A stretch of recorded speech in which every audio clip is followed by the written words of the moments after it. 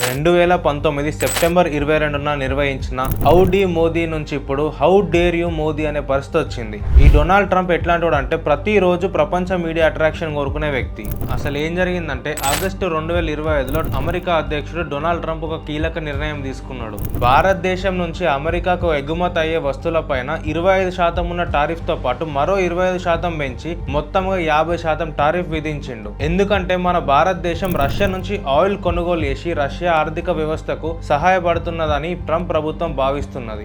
ఈ ట్రంప్ తీసుకున్న నిర్ణయం భారత ఆర్థిక వ్యవస్థ పైన భారీ దెబ్బ.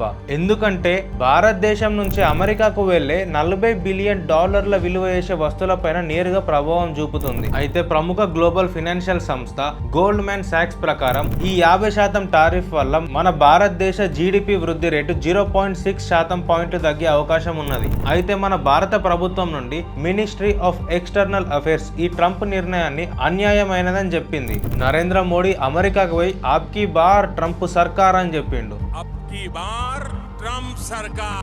ట్రంప్ ఏమో నరేంద్ర మోడీ మంచి నెగోషియేటర్ అని కాంప్లిమెంట్ ఇచ్చింది. He's a much tougher negotiator than me and he's a much better negotiator than me. కానీ ఇప్పుడు జరిగే పరిస్థితులు చూస్తే వీళ్ళ దోస్తీ కాస్త దుష్మన్ అయ్యేలాగా కనిపిస్తున్నది. ఈ 50% టారిఫ్ ద్వారా రెండు దేశాల మధ్య ఆర్థిక వ్యాపార సంబంధాలు కష్టంగా మారుతాయి.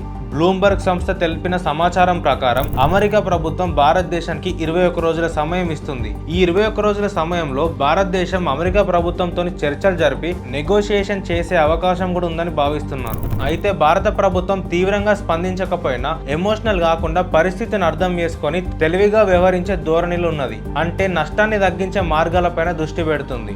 ఈ 50% టారిఫ్ పైన మోదీ ట్రంప్ దోస్తానా పైన మీ అభిప్రాయం ఏందో కమెంట్ రూపంలో తెలియజేయండి.